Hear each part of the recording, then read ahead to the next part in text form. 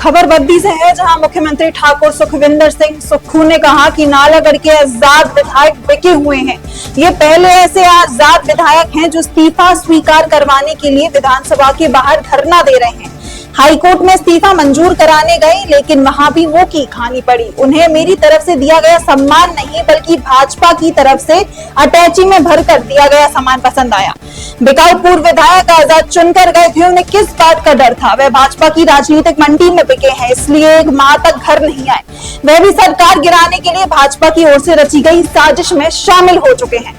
उन्होंने नालागढ़ की जनता की भावनाओं के साथ खिलवाड़ किया है। मुख्यमंत्री ने ये बातें नालागढ़ विधानसभा क्षेत्र के पंजेरा व दून विधानसभा क्षेत्र के बद्दी में लोकसभा उम्मीदवार विनोद सुल्तानपुरी के चुनाव प्रचार के लिए आयोजित जनसभा में ये कहा कि भाजपा को सत्ता की इतनी भूख लगी है कि कांग्रेस के 6 विधायक को खरीद लिया है।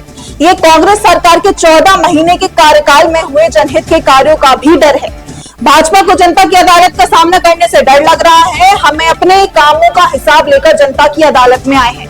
हमें और हमारी सरकार को ना तो कोई डर है, ना ही कोई खतरा। उन्होंने कहा कि इस खरीद फरोख्त व भ्रष्टाचार की राजनीति को खत्म करना है। हमारी सरकार ने भ्रष्टाचार के चोर दरवाजों को बंद कर ही 2200 करोड़ रुपए एक साल में अतिरिक्त राजस्व जुटाया है।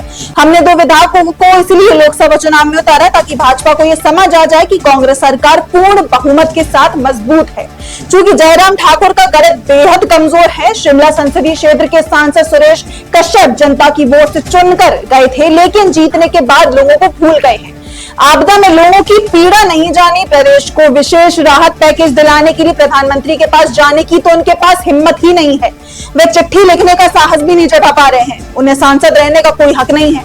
उन्होंने लोगों से जुड़ा कोई सवाल संसद में नहीं पूछा, इसलिए कांग्रेस उम्मीदवार विनोद सुल्तानपुरी को चुनकर सांसद में भेजा गया।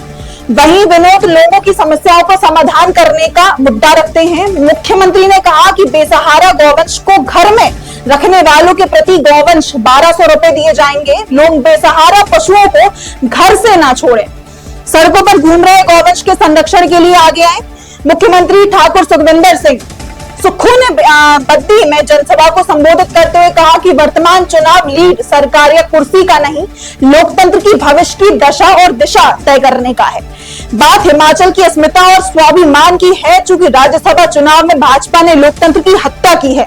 मैंने राजनीति में कभी सिद्धांतों से समझौता नहीं किया है। उन्होंने कहा ठेके की नीलामी की प्रक्रिया बदलने से सरकार को 500 करोड़ रुपए का अतिरिक्त राजस्व प्राप्त हुआ है। भाजपा सरकार ने 5 सरकार तक शराब ठेकों की नीलामी ना कर खजाने को नुकसान पहुंचाया है। ओपीएस मिलने के बाद बुजुर्ग को बच्चे वृद्धाश्रम से वापस घर ला रहे हैं। पहले उन्हें 2700 रुपए पेंशन मिलती थी, अब 27,000 रुपए मिल रही है। यही व्यवस्था परिवर्तन है। पुलिस कर्मियों की डाइट मनी 210 रुपए से बढ़ाकर 1000 रुपए की। जनता की ताकत हमारे साथ है, इसलिए आज भी जनता की अदालत में लेखा जोखा रख रहे हैं। 5 साल बाद भी रखेंगे, लेकिन लोकतंत्र में यह सबसे बड़ी ताकत जनबल है, धनबल भी नहीं है। जो बिकाऊ विधायक कांग्रेस में के नहीं हुए हैं, वे जनता के क्या होंगे? 2027 तक हिमाचल आत्मनिर्भर और 2033 तक देश का सबसे समृद्ध राज्य बन जाएगा। और जो पैसे के दम पर हमारे नहीं हो सके, वो भारतीय जनता पार्टी के चुनाव चिन्ह पर लड़कर आपके भी कभी नहीं होंगे, जनता के भी कभी नहीं होंगे।